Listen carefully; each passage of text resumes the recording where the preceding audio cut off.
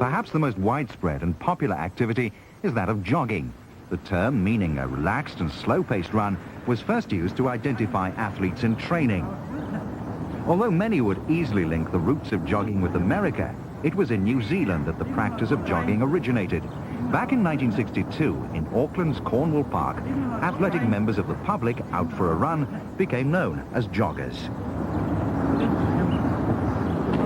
One of the prime movers behind the inception of jogging was an Olympic track coach, Dr. Arthur Lydiard, who adopted jogging as a conditioning activity for retired athletes.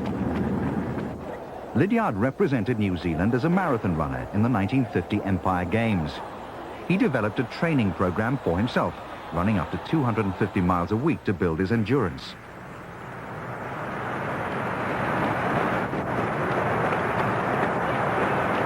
He then used this experience to train young athletes, and by 1960 had become New Zealand's national coach. Lydiard proved his successful training methods in the 1960 Rome Olympics, when Peter Snell won the 800 meters gold and Murray Holberg gained a gold medal in the 5,000 meters. Lydiard had based their training on developing cardiac efficiency through endurance training.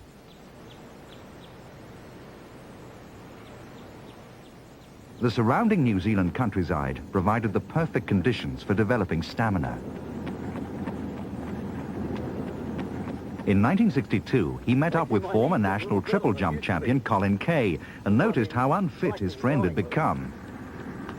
Arthur said, "You're too fat, Colin, and you've been smoking heavily." And I said, "Yes, that's right." He said, "You've got to be fit and on the ball and healthy." And he said, "You should start exercising again, just like you did when you were competing." This inspired Kay to set up a meeting for overweight and unfit businessmen to combine fitness and sociability with weekly runs.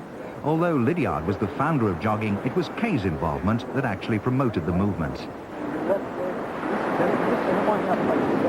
Arthur was the inspiration, and I was the initiator. He was the guru.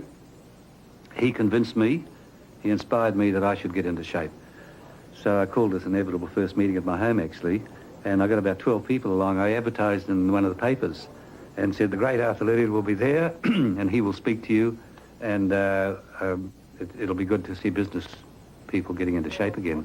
It's not the distance. It's only taking half an hour to get here. But In early '62, Kay had set up the Auckland Joggers Club, and from its small beginnings in Cornwall Park, the number was to grow and grow. Exactly.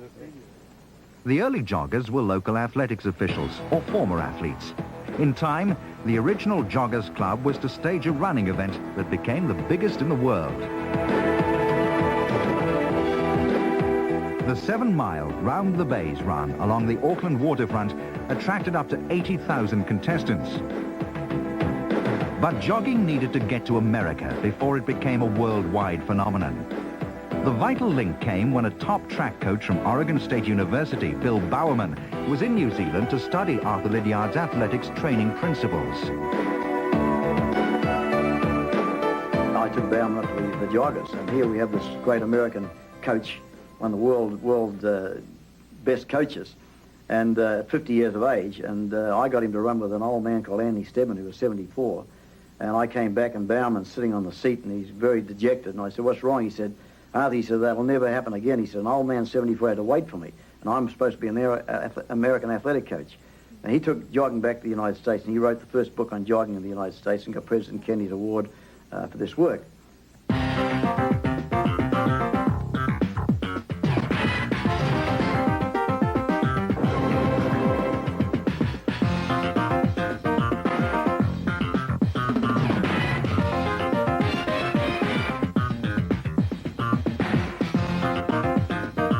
America had seen a rapid growth in fast food and energy-saving devices.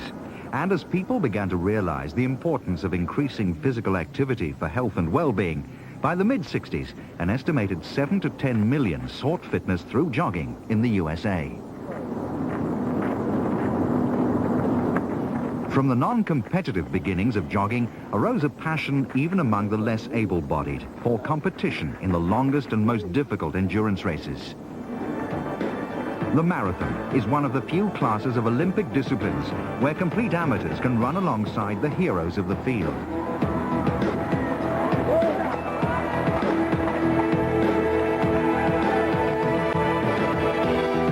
It was the 1972 Olympics when American Frank Shorter won a gold in the marathon that sparked off mass appeal for the event, particularly in America.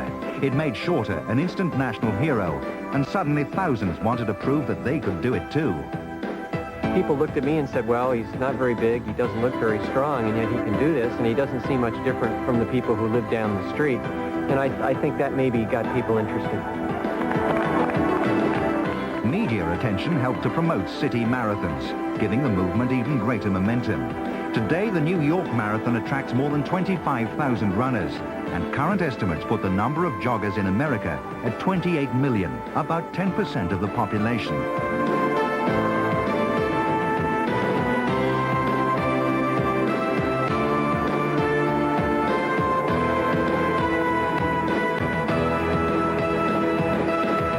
Women also helped promote the marathon boom. Their successful participation took away any remaining fears associated with the marathon distance. Now, even though the universal marathon mania may be ebbing, call it jogging or running, the fad is still going strong after more than 25 years.